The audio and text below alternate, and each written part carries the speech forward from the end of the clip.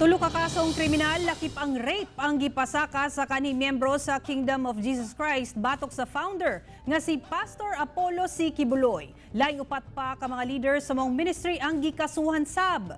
Dugang detalye atong sarang pinaagi sa report ni Argil Relator live. Argil. Yes, Sarah, kasong qualified human trafficking, rape ug child abuse ay pasaka kaso batok kay Pastor Kibuloy ug upat pa ka mga leader. 5 ka tuig ug 3 ka bulan na ang nilabay. Human nahitabo ang alegasyong pagpanglugos. Formal gipasakaan og kaso sa 22 anyos sa kanhing miyembro, scholar ug singer sa Kingdom of Jesus Christ ang leader nila nga si Pastor Apollo C. Kibuloy. Sa exclusive phone patch interview sa RTV1 Mindanao ngadto sa complainant, kadlawon matud pa ni adtong September 1, 2014, nahitabo ang pagpangabusong sexual kaniya ni Kibuloy. 17 years old pa lang ni atong higayuna ang complainant. Tapos nangyari yan sa Davao City. Sa mismong compound niya. Human ang hitabo, niabot pa og usa ka tuig nga nagtiner siya sa Kingdom Compound sa Davao City. Sanglit wala kuno siya tugti nga makagawas. Hinungdang nangita siya og pamaagi nga makasibat. Dugang sa complainant, bisan ang mga miyembro sa iyang pamilya, ginahulga sab kuno. Human gisulayan nila nga motiwalag sa Kingdom of Jesus Christ Ministry kung asa kanhi ministro ang iyang amahan didto sa kauluhan. Maraming beses na ako nagpaalam, hindi nila ako pinayagan. Kaya naghanap na lang akong paraan para lumabas doon. Hindi nila alam bakit or paano ako nakalabas.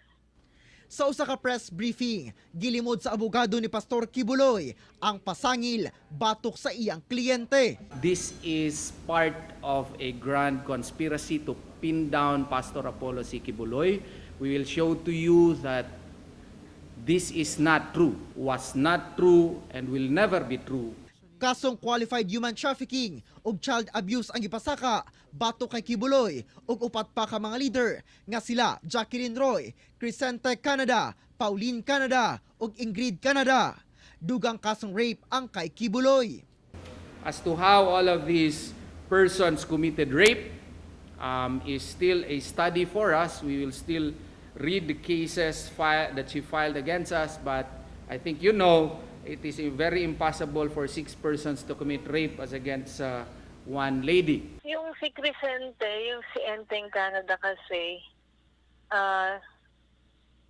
pag may nangyayaring disciplinary action, siya yung nasa likod dun. Siya yung pumapalo sa amin. Niadto October 2010, una nang ipasakaan og cyber libel nga kaso ni Kibuloy ang maong complainant tungod kuno sa pagpakatag niini og malisyosong impormasyon batok kay Kibuloy gamit ang usa ka dummy account. Gipakita sa abogado ni Kibuloy ang kopya sa warrant of arrest nga gi-issue sa City Prosecutor's Office sa Panabo City niadtong April 29, 2019 batok sa giingong rape victim. Apan depensa sa complainant, wala kuno'y basihan ang maong libel charges. Kahit anong mangyari po, hindi po talaga ako yung account. Hindi rin ako yung naghahawak ng account. Kung sino man yung account na yun, sana magpakita na din. Kasi wala din talaga akong kinalaman doon. Gi-question sab sa kampo sa complainant ang validity sa maong arrest order. Sanglit korte lamang ang mamahimong mag-issue ni ini. The warrant arose from a cyber libel case po na pinile ni Pastor Kibuloy against my client, no, to deter her po or to intimidate her po na hindi siya mag-file ng cases. Sara nadugay matud pa sa pag-file og kaso kining complainant tungod sa kahadlok niya sa kampo ni Kibuloy. Sara. Okay, daghang salamat, Argil Relator.